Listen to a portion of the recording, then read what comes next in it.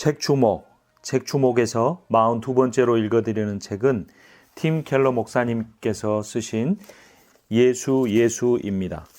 팀 켈러 목사님은 더 이상 설명이 필요 없을 정도로 복음주의 보수 신앙의 가장 위대한 신학자이자 목회자요 설교자입니다. 뉴욕 맨하튼을 비롯해 여러 지역의 약 6천 명의 성도들이 예배드리는 리디머 교회의 담임 목사였습니다. 팀 켈러의 설교는 철저히 예수 복음 중심이며 따뜻하면서도 예리한 지성으로 이 시대를 통찰력 있게 읽어줍니다. 그래서 신실한 그리스도인뿐만 아니라 구도자와 회의론자들에게도 큰 반향을 일으켰습니다. 삶의 모든 현장이 복음에 깊이 뿌리 박히는 데 집중하는 설교는 교인들을 맨하튼에서 가장 활력 넘치는 회중으로 변모하게 했습니다. 나아가 지역을 넘어 매주 3만 명 이상이 교회 웹사이트를 통해 그의 설교를 듣고 있습니다. 1부, 이 시대가 외면하는 진실. 어느 날 우리 곁에 하나님이 직접 찾아오셨다. 1장, 눈먼 세상의 빛 예수, 지금 이대로는 어둠에서 헤어날 인생이 없다. 기독교의 메시지는 문제가 아주 심각해서 우리 스스로는 치유나 구원을 이룰 수 없다. 세상은 심히 어둡지만 그럼에도 불구하고 희망이 있다는 것이다. 사망의 그늘진 땅에 거주하던 자에게 빛이 비추도다. 이것이 크리스마스가 선언하는 메시지다. 보다시피 세상에서 빛이 솟았다고 하지 않고 세상의 빛이 비친다고 했다. 그 빛은 바깥에서 왔다. 이 세상 바깥에 빛이 있으며 예수께서 우리를 구원하시고자 그 빛을 가져오셨다. 아니, 좀 더 확실히 말하면 그분이 바로 빛이시다. 태양은 우리에게 진리를 보여준다. 야간에 전조등을 끄고 차를 운전하면 아마 다른 차든 주변 무엇인가에 충돌할 것이다. 왜 그런가? 빛이 사물의 진리, 즉 실태를 드러내주기 때문이다. 빛이 없으면 안전 운행에 필요한 진리가 부족해진다. 그래서 성경에도 하나님이 모든 진리의 근원이라 했다. 예수 그리스도가 정말 전능하신 하나님이요 영존하신 아버지라면 당신은 그분을 그냥 좋아하기만 할 수는 없다. 성경에서 예수를 직접 보고 들은 사람들은 심드렁하거나 미지근하게 반응한 경우가 없다. 자신에 대한 그분의 지장을 일단한 사람들은 그분을 두려워하거나 그분께 경노하거나 그분 앞에 무릎을 꿇고 경배했다. 그분을 그냥 좋아하기만 한 사람은 아무도 없다. 그분은 정말 멋져. 덕분에 나도 제대로 살고 싶어졌어. 라고 말한 사람은 없다. 크리스마스에 태어난 아기가 전능하신 하나님이시라면 당신은 그분을 온전히 섬겨야 한다. 3장에서 이 주제를 다시 살펴볼 것이다. 2장, 울고 있는 인생의 생명줄 예수. 흠투성이의 인생들을 은혜의 식탁에 둘러 앉히시다. 다른 종교들과 많은 교회들은 구원을 충고 정도로 이해하고 또 그렇게 전한다. 당신이 애써 노력해 구원을 성취해야 한다. 당신이 무엇인가를 반드시 해야 한다. 당신이 기도하거나 순종하거나 의식이 바뀌어야만 구원이 온다. 하지만 기독교의 복음은 다르다. 주요 종교 창시자들은 방식만 다를 뿐 내가 너희에게 영적 실체에 이르는 길을 보여줄 테니 그대로 다 행하라 라고 말한다. 그것은 충고다. 예수 그리스도는 오셔서 내가 곧 영적 실체다. 너희가 결코 내게로 올라올 수 없기에 내가 너희에게로 내려왔다고 말씀하신다. 이것은 기쁜 소식이다. 예수 그리스도의 족보는 충격적이 많지 고대의 여타 족보들과 다르다. 우선 족보에 여자가 5이나 기록되어 있다. 모두 예수님의 어머니들이다. 현대 독자들에게 이것은 특이해 보이지 않겠지만 고대 가부장 사회에서 여자를 족보에 언급한 예는 사실상 전무하다. 5명씩은 더 말할 것도 없다. 그 문화의 여자들은 성적 아웃사이더라 할 수 있는데 예수님의 족보에는 그것이 버젓이 등장한다. 게다가 이 족보에 실린 여자들은 대부분 이방인이었다. 다말과 라합은 가나안 사람이었고 룻은 모압 사람이었다. 고대 유대인은 그런 나라 출신을 부정하게 취급해 성막이나 성전에 들어갈 예배할 수 없었다. 그런데 인종적 아웃사이더라 할 수 있는 그들이 예수님의 족보에는 버젓이 등장한다. 예상 밖의 반전은 또 있다. 특정 여인들을 거명함으로써 일부러 독자들에게 성경의 가장 더럽고 추하고 부도덕한 사건들 가운데 몇 가지를 환기시킨다. 예컨대 유다는 다말에게서 베레스와 세라를 낳았다고 되어 있다. 며느리 다말은 시아버지 유다를 속여 자신과 동참하게 만들었던 것이다. 이런 근친상간 행위는 성경 어디를 보나 하나님의 법에 어긋난다. 라합이 누군지도 잊지 말라. 그녀는 가나안 사람인 것만 아니라 매춘부였다. 여자들만 아니라 남자 조상들도 마찬가지였다.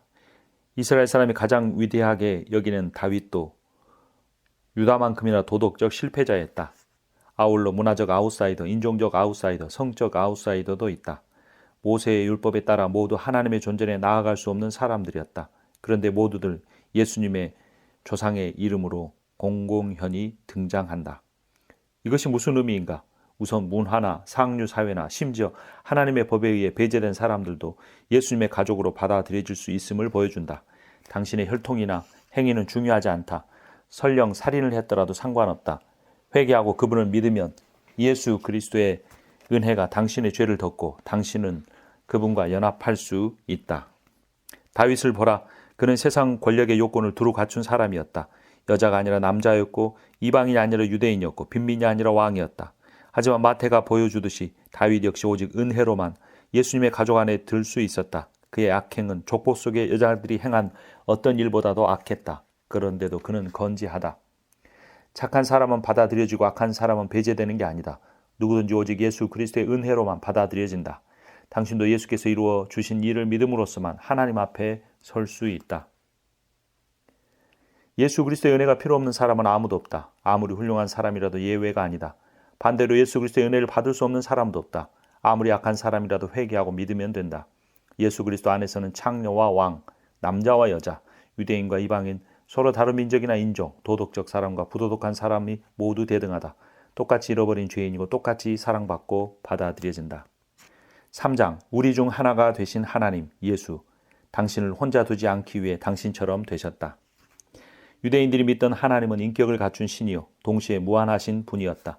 그분은 우주 속에 깃든 존재가 아니라 우주를 존재하게 하신 근원이자 우주를 무한히 초월하시는 분이었다. 히브리 세계관은 인간이 하나님일 수도 있다는 개념을 철저히 배격했다. 유대인들은 야훼라는 이름을 입에 담거나 글로 쓰지도 않았다. 그런데 예수 그리스도는 자신을 가장 가까이 따르던 유대인들에게 자신의 삶과 주장과 부활을 통해 이런 확신을 심어주셨다. 자신이 하나님을 찾는 법을 알려주는 한낱 선지자가 아니라 우리를 찾으러 오신 하나님 자신이라고 말이다. 이렇게 가르친 성경 저자는 마태만이 아니다. 사도 요한에 따르면 예수 그리스도는 말씀이시다. 피조물이 아니시고 태초로부터 아버지와 함께 존재하셨고 만물이 그분을 통해 지어졌으며 이 말씀은 곧 하나님이시다. 유대인이며 바리새인인 바울은 예수님 안에 신성의 모든 충만이 육체로 구하신다고 했다. 신성의 3분의 1이나 절반이나 일부가 아니라 전부다. 역시 유대인인 사도 베드로도 우리 하나님과 구주 예수 그리스도의 의를 힘입어 라고 썼다. 예수 그리스도는 우리 하나님이시다. 예수님이 하나님이시라는 주장은 또한 우리에게 최고의 희망을 준다. 이는 우리 사는 세상이 존재의 전부가 아니고 죽음 후에도 삶과 사랑이 있으며 언젠가 악과 고통이 끝난다는 뜻이다. 끝없는 문제에도 불구하고 세상에 희망이 있을 뿐 아니라 끝없는 실패에도 불구하고 당신과 내게도 희망이 있다는 뜻이다. 하나님이 거룩하기만 하신 분이라면 굳이 예수 그리스도를 통해 우리에게 내려오지 않으셨을 것이다. 그냥 우리 스스로 분발해서 거룩하고 착해짐으로써 그분과의 관계를 얻어내라고 요구하셨을 것이다. 반대로 하나님이 뭐든 다 받아주는 사랑의 신이라면 굳이 이 땅에 오실 필요가 없었을 것이다. 죄와 악을 묵과하고 무조건 우리를 품어주는 이런 신은 현대인들이 지어낸 것이다.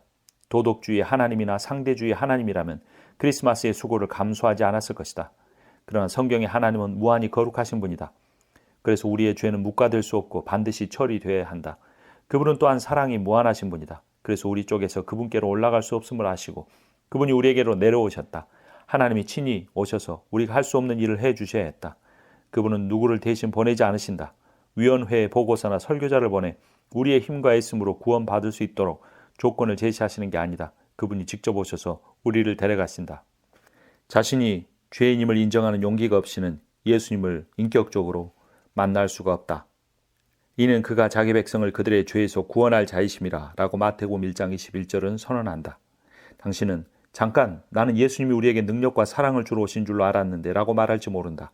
그것도 맞지만 먼저 그분은 우리를 용서하러 오셨다. 나머지는 다 거기서 비롯되기 때문이다. 당신이 이렇게 고백할 수 있는가? 나는 도덕적 실패자다. 마음과 목숨과 힘과 뜻을 다하여 하나님을 사랑하지 못하고 이웃을 나 자신처럼 사랑하지 못한다. 그래서 나는 죄인이다. 다른 무엇보다도 먼저 용서와 사면이 필요하다. 이것을 인정하려면 엄청난 용기가 필요하다. 옛 자아상을 버리고 예수 그리스도를 통해 새 사람이 되어야 하기 때문이다. 예수께서 당신의 삶에 가져다 주실 수 있는 게 많지만 이거야말로 그 모든 것의 기초다. 모든 위로와 희망과 즐거운 겸손과 나머지는 다 거기서 파생된다. 그렇게 용감해질 힘을 어디서 얻을 것인가? 예수님을 바라보면 된다. 당신이 그분과 함께 있는데도 용기가 필요하지만 그분이 당신과 함께 계시는 데는 무한히 더 용기가 필요했다. 용기가 하나님의 속성인 종교는 기독교밖에 없다. 예수께서 우리를 구원하시려면 겟세마네 동산에서 땀 흘려 씨름하시고 고통스러운 죽음을 맞이하셔야만 했다. 그분은 죽을 수밖에 없는 연약한 인간이 되어 고난과 배반과 죽임을 당하셨다. 이 모든 일을 당신을 위해 당하시며 그것을 가치 있게 여기셨다. 당신을 위해 어둠에 직면하시는 그분을 보라. 그러면 당신도 어떤 어둠에든 능히 직면할 수 있을 것이다. 당신을 위해 그 모든 일을 하시는 예수님을 보라. 그러면 당신도 그분을 사랑하게 되어 용감하게 그분을 삶의 중심에 모실 것이고, 그래야 그분은 당신과 함께 계시고 당신은 그분과 함께 있을 것이다. 4장, 가장 낮은 데로 내려오신 왕 예수. 내 속에 날뛰는 헤롯 왕이 물러나야 한다. 성경에 따르면 궁극적으로 세상의 악은 자기중심적이고 독선적이고 자아도취적인 모든 인간의 마음에서 비롯된다. 우리는 다 세상이 나와 내 필요와 갈망을 중심으로 돌아가기를 원한다. 하나님이나 이웃을 섬기기는커녕 오히려 자신이 섬김을 받기를 원한다. 요컨대 만인의 마음속에 작은 헤롯 왕이 있어 자신이 지배하려 하고 무엇이든 자신의 주권과 전능성을 침해할 만한 것에는 위협을 느낀다. 우리는 다 자기 영혼의 선장이요 자기 운명의 주인이 되기를 원한다.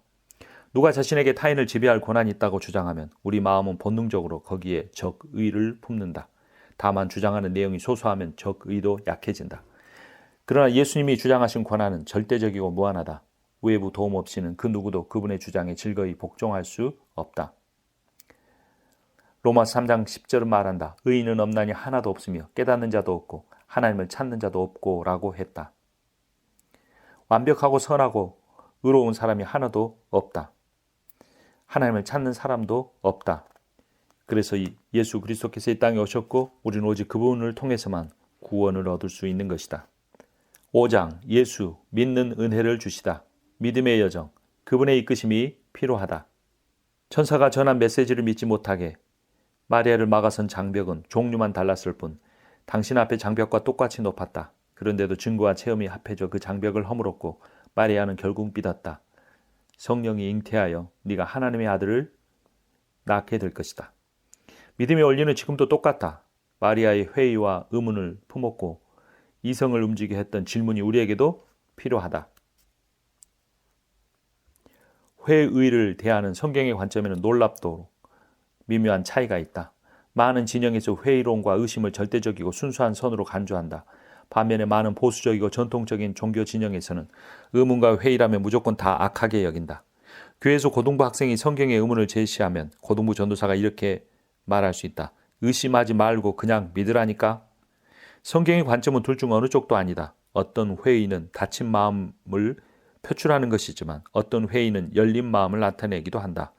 어떤 의심은 해답을 구하지만 어떤 의심은 해답의 가능성을 차단해버린다. 마리아 같은 사람들은 진리에 마음이 열려 있어 진리가 내 생각과 다르다는 증거만 있으면 자신의 삶에 대한 권리를 기꺼이 내려놓을 수 있다. 그러나 사가랴 같은 사람들은 회의를 빙자하여 자신의 삶을 통제하는 권한을 고수하고 계속 마음을 닫아둔다. 당신의 회의는 열린 마음인가 닫힌 마음인가? 마리아의 믿음은 단계적으로 이루어졌다. 기독교 신앙은 삶 전반에 걸쳐 헌신하라고 요구한다. 하지만 헌신되지 않은 상태에서 완전히 헌신된 상태로 일거에 옮겨가는 사람은 거의 없다. 그 과정은 어떤 것일까? 사람마다 크게 다를 수 있다. 그리스도인의 체험을 획일화하려고 하지 말라. 빌립보의 간수는 복음을 처음 듣자마자 성광처럼 깨닫고 하나님을 온전히 영접했으며 즉시 세례까지 받았다. 그러나 철로 역정의 저자 존 버녀는 거의 1년 반을 몹시 괴롭고 우월한 상태에서 보낸 후에 깨달아 하나님의 은혜와 사랑을 받아들일 수가 있었다. 사람마다 다른 것이다.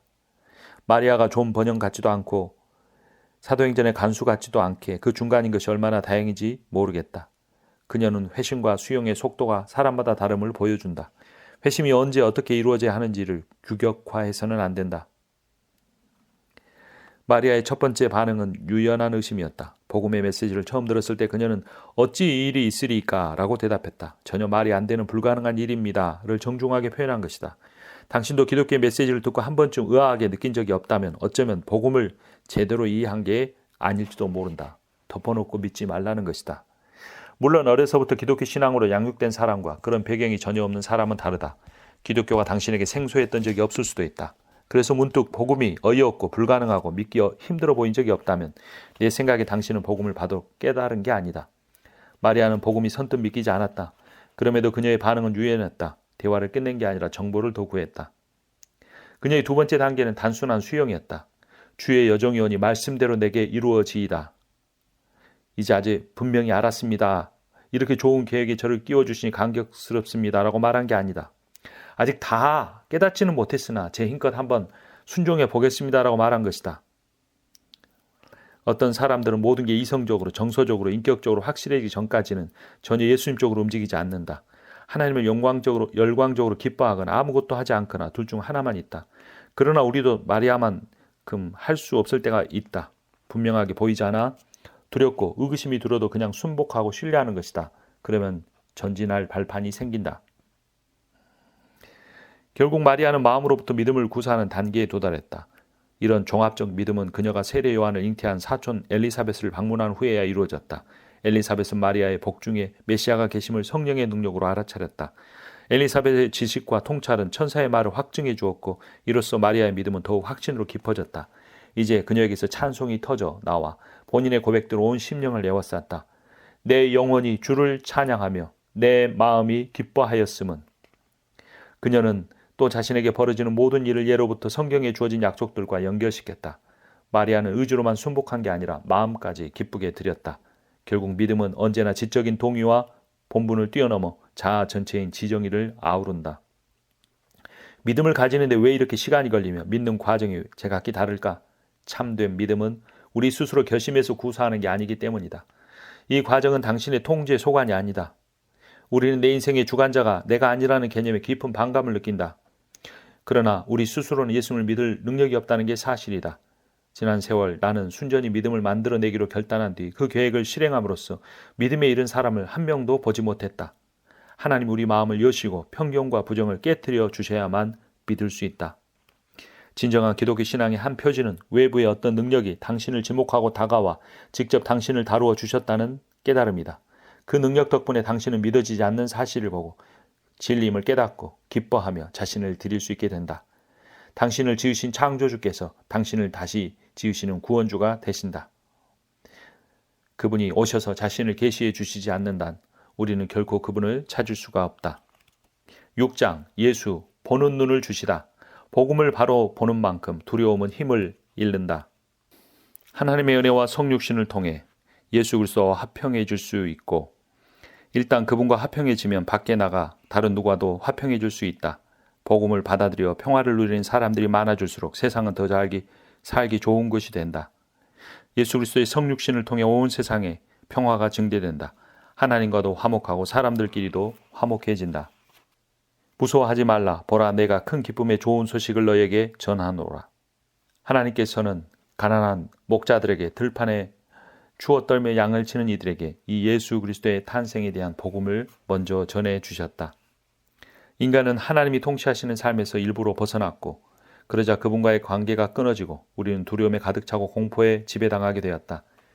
사탄의 거짓말이 우리 마음속에 파고들었다. 그는 내 인생은 네가 주관해야지. 하나님을 포함해서 아무에게도 맡겨서는 안 된다. 그럼 행복할 수 없고 최고의 꽃을 놓치고 만다라고 속였다. 이 왜곡이 모든 인간의 마음속에 전해져 하나님을 신뢰하는 데 두려움을 자아낸다. 그것은 새빨간 거짓말이다. 이 세상에서 우리가 아무리 길을 써도 자신의 삶을 통제할 수 없기 때문이다. 스스로 통제권을 쥐고 누구의 신세도 지지 않아야만 평안해질 수 있다면 우리는 늘 두려울 수밖에 없다. 우리를 좌지우지할 사람들과 세력들을 예측하거나 통제할 수 없기 때문이다. 목자들이 천사들 앞에서 경험한 공포는 비단 초자연적 현상에 국한된 두려움만이 아니었다. 성경에 천사들이 나타날 때마다 그랬듯이 이는 인간이 거룩한 존재에게 근본적으로 위협을 느끼기 때문이다. 하나님의 영광이 나타날 때마다 인간의 근원적 두려움은 더 부각되고 증폭된다. 그만큼 우리가 하나님과 멀어져 있다는 의미이다. 다행히 천사가 이런 놀라운 메시지를 목자들에게 알려주었다. 이제 더는 두려워할 것 없다. 지금부터 내가 보여주려는 것을 보면 된다. 우리 영혼 깊은 곳에 기생하는 두려움은 영영 쫓겨날 수 있다. 어떻게 하면 될까? 천사가 답해 주었다. 무서워하지 말라. 그리고 보라.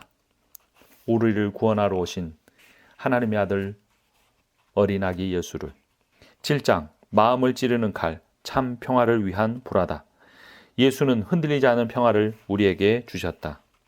당신의 몸에 종양이 있다면 외과 의사는 어떻게 치료하는가? 출혈을 무릅쓰고 수술을 할 것이다. 그래야만 몸이 건강해질 수 있기 때문이다. 정신과 의사는 우울하고 의기소침한 사람을 어떻게 돕는가? 대개 과거를 끄집어낸 환자가 고통스러운 기억과 비참한 감정을 직면하게 된다. 이처럼 외과 의사와 정신과 의사가 일단 당신의 상태를 악화시켜야만 비로소 호전이 가능한 경우가 많다. 주님은 마태복음 10장 34절에서 이렇게 말씀하셨다. 내가 세상에 화평을 주러 온 줄로 생각하지 말라. 화평이 아니요 검을 주러 왔노라. 그분이 명하신 충성 때문에 사람들 사이와 각자의 내면에 갈등과 불화가 생겨난다는 뜻이다. 화평하게 하는 자라면 역사상 그랬듯이 누구나 그랬듯이 예수님도 사람들을 화나게 하시며 대립과 충돌을 일으키실 때도 많았다. 하지만 그분의 평화는 그렇게 임한다. 내가 알던 한 경찰관은 기독교로 회심한 뒤로 근처 매춘 알선 업자들이 자기네 매춘부들을 체포하지 말아달라고 관할서에 몰래 돌리던 돈을 한석고 받지 않았다. 그러자 다른 경찰관 둘이 그에게 다가와 말했다. 자네 조심해야겠어. 우리까지 다 신경이 곤두서게 할 건 없잖아. 받을 돈은 받아야지. 그러나 그는 계속 거부했고 익명의 협박을 몇 차례 당한 후에 그의 뜻과는 다르게 다른 도시로 근무지로 옮겨야만 했다. 원리가 작용하는 게 보이는가? 당신이 굳이 예수 그리스도가 되지 않아도 사람들은 자신의 실상이 들통나면 경노한다. 그냥 바르고 정직하게 살기만 해도 사무실의 험담, 정부의 부정부패, 동네 인종차별이 드러난다. 크리스마스의 구유는 당신도 예수님처럼 살면 웬만한 여관에 당신의 방이 없을 거라는 의미이다. 기독교 초창기의 로마 사회에는 각종 신과 유사 종교와 신비 종교가 넘쳐났다. 누구나 자기만의 신과 신앙이 있는 것은 당연했다. 특정 도시의 신이나 신성시대는 황제 자신에게 공적으로 경의를 표할 때는 누구나 다 동참해야 했다. 로마의 가정, 민간단체, 관공서, 장터, 조합, 군부대마다 수호신이 있어 그 신에게 바치는 공적인 의식을 정기적으로 열었다. 한껏 격식을 차린 만찬에서도 현지 신에게 감사를 표해야 했다. 동참을 거부하면 의심과 적의와 분노의 대상이 되었고 사람들은 지역사회 전체에 신의 진노가 임하진 않을까 두려워했다. 기독교는 여타 종교와 다르다는 게 금세 분명해졌다. 그리스도인들은 제사장이나 제사나 성전도 없었을 뿐더러 다른 어떤 신에게든 제사하는 것을 우상 숭배로 여겼다. 기독교 신앙의 배타성 때문에 그리고 예수님이 그냥 신이 아니라 유일하신 하나님이라는 확신 때문에 그리스도인들은 당시의 종교다원주의 사회에서 거의 모든 사람들과 충돌할 수밖에 없었다. 그들의 완고한 신앙은 사회 질서 전체를 위협하는 것처럼 보였다. 그 결과 초기 그리스도인들은 상속권을 박탈당하고 정부 공직에서 밀려났다. 사업상 최고 관계망에서 배제되고 간혹 신체적 학대를 당하는가 투옥까지도 감내해야 했다. 오늘날 우리의 세속사회에서는 비록 기독교인들이 신의 진노를 무서워하지 않는다. 하지만 우리 문화도 점점 더 기독교인들을 사회 질서의 위협 요소로 본다. 기독교의 전통적 신념들을 위험하리만치 편협한 것으로 생각한다. 우리도 장래에 모종의 제약과 배척을 당할지도 모른다. 이렇듯 복음의 메시지는 그때나 지금이나 편협해 보이기 때문에 적의를 낳는다. 그리스도를 믿고 나면 많은 싸움이 끝나거나 거의 끝난다. 자신을 입증하려는 씨름, 자신의 정체를 발견하려는 씨름, 고난까지 소화하게 해줄 삶의 의미를 찾으려는 씨름, 참된 만족을 얻으려는 씨름, 이 모든 싸움이 해결된다. 그리스도를 믿으면 전혀 새로운 차원의 분투가 촉발된다. 그래서 라일은 진정한 그리스도인을 아는 기준이 새로운 평화만이 아니라 또한 새로운 갈등이라고 했다. 수많은 자칭 그리스도인들이 일요일마다 교회와 예배당에 나간다. 그들의 이름은 세례자 명부에 올라 있다. 그들은 사는 동안 기독교인으로 간주되고 기독교식으로 혼례를 치르고 죽어서도 기독교인으로 묻힌다. 그러나 그들의 신앙에는 싸움이 전혀 보이지 않는다. 그들은 영적 전투, 수고, 충돌, 자아부인, 경계, 교전을 그야말로 전혀 모른다. 이런 기독교는 성경의 기독교가 아니다. 그것은 주 예수께서 세우시고 그분의 사도들이 전한 신앙이 아니다. 참된 기독교는 싸움이다. 하나님의 평화는 복종에 수반되는 내적 싸움 이후에 찾아온다. 로마서 6장 8장에서 바울은 그리스도인의 옛 자아와 새 자아 사이의 내적 전투를 언급했다. 옛 자아는 계속 우리의 주인이 되려 하지만 새 자아는 하나님을 하나님 되시게 해드리는 평화를 한다. 두 의지가 어긋나면 당연히 싸움이 벌어진다. 그러나 하나님과 충돌할 때마다 복종하여 결국 나의 원대로 마시옵고 아버지의 원대로 하옵소서라고 고백하던 그분의 평화 속으로 더 깊이 들어가라.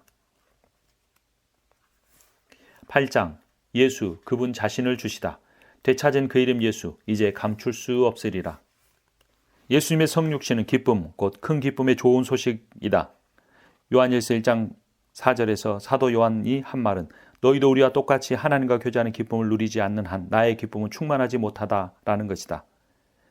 요한복음 16장 22절에 예수님은 그분을 따르는 사람들의 기쁨이 흔들리지 않을 거라고 약속하셨다. 그리스도 자신의 기쁨이 우리 안에 충만히 재생되기 때문이다. 놀라운 일이다. 성경이 말하는 기쁨은 행복이다. 그러나 부정적 환경 앞에서 물거품처럼 사라져버리는 변덕스러운 행복이 아니다. 기쁨은 풍랑 중에도 배를 안정시켜 기울지 않게 하는 선체 맨 밑에 싣는 짐에 더 가깝다. 예전에 필라델피아에서 비탈진 언덕에 있는 집에서 살았다. 아예 동네 전체의 이름이 힐사이드였다. 덕분에 여름에 날씨가 아무리 덥고 건조해도 우리 집 지하실은 늘 서늘하고 습했다.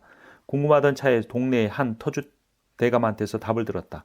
산 기슭에서 흘러드는 지하수가 주택들의 기초 아래로 흐른다는 것이다. 그래서 폭염에 가뭄이 들어도 지나실만은 늘 시원하고 쾌적했다. 시편 1편에 보면 경건한 사람을 똑같은 운유로 묘사했다. 그들은 생명의 강가에 뿌리를 내렸기 때문에 빗물에 의지하지 않는 나무와 같다. 성육신이 가져다주는 기쁨은 기쁨의 지하수와 같다. 하나님이 사랑하시고 돌봐주신다는 그 확신은 환희의 샘과 같아서 당신의 삶에 어떤 상황이 닥치든 늘 당신에게 새 힘이 되어준다.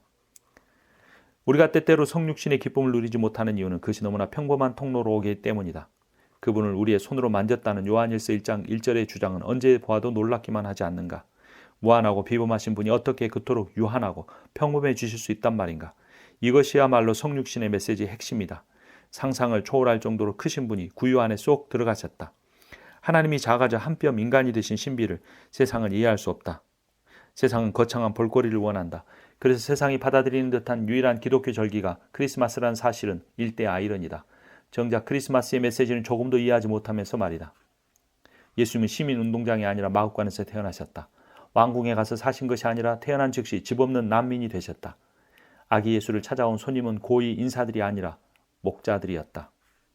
가난하고 힘들게 산 죄를 지며 살았던 한 여인이 이렇게 고백했다. 언니가 그러는 거예요. 그게 무슨 소리야. 그 목사가 하는 말이 평생을 너처럼 미련하고 부도덕한 짓만 저지른 사람도 죽기 5분 전에 회개하고 예수만 믿으면 그냥 구원받는다는 거야? 정말 착하게 살지 않아도 천국에 간다는 거야? 야, 비유에 거슬린다. 너무 쉽고 간단하잖아. 난 절대로 못 믿어. 정신 차려. 너도 절대로 믿어서는 안 돼. 그녀의 언니가 생각한 구원은 우리가 고결한 도덕적 행위로 이루어내야 할 큰 위협이었다. 그냥 구한다고 받을 수 있는 것이어서는 안 되었다. 복음이 너무 평범해서 자존심이 상했던 것이다. 나는 울고 있는 여자에게 그녀의 확신과 위안이 사실 무근이 아님을 말해주었다. 성경을 공부하면서 그녀는 깨달았다. 그리스도께서 작고 연약한 모습으로 오시되 교만한 자들을 구원하러 오신 게 아니라 자신이 작고 연약하여 구주가 필요함을 인정하는 사람들을 구원하러 오셨다는 의미이다. 그녀의 기쁨이 되살아났다. 예수 그리스도의 성육신의 소식은 오래되었지만 지금도 사람들을 기쁘게 한다. 그리스도인의 삶은 고상한 행위와 성취로 시작되는 게 아니라 지극히 단순하고 평범한 행위로 시작된다. 바로 겸손히 구하는 일이다. 그러면 시간이 가면서 우리 안에 생명과 기쁨이 자라는데 역시 평범하다 못해 거의 따분한 실천들을 통해 자란다. 매일 순종하는 것, 성경을 읽고 기도하는 것, 예배에 참석하는 것, 그리스도 안에 형제 자매와 이웃을 섬기는 것, 환난 중에 예수님을 의지하는 것 등이다. 이렇게 조금씩 믿음이 자라면서 우리 삶의 기초는 기쁨의 지하수 쪽으로 점점 더 다가간다. 기쁨의 통로가 평범하다 해서 거기에 구애받지 말라. 그 평범한 속에 복음의 비범한 풍요로움이 숨어 있다.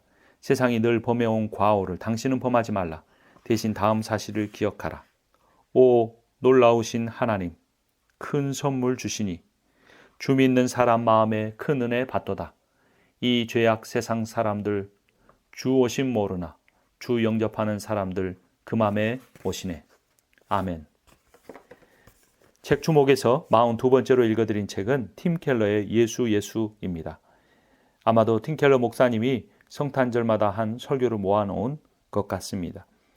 이 책에 드러난 대로 예수 그리스도의 복음은 우리를 구원하는 하나님의 유일한 길입니다.